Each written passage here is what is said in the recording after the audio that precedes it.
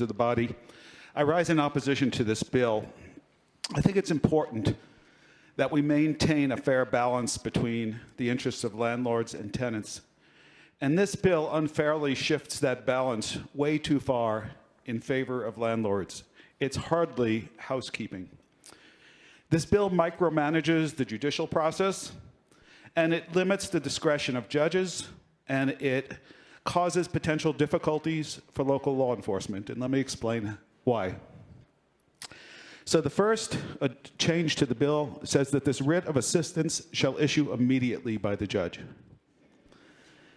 That removes all discretion from the judge in cases where justice would require a delay. Say the tenant, a family member died that day or the day before.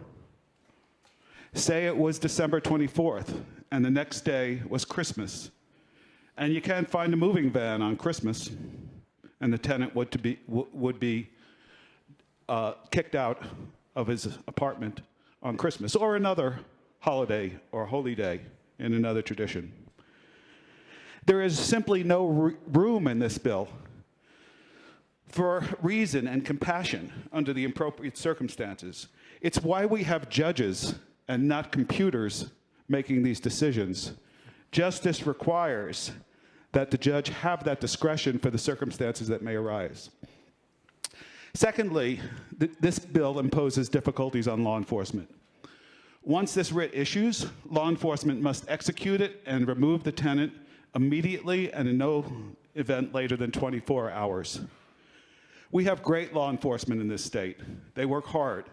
I wish there was more of them. They have to prioritize what they do based on what's the most important.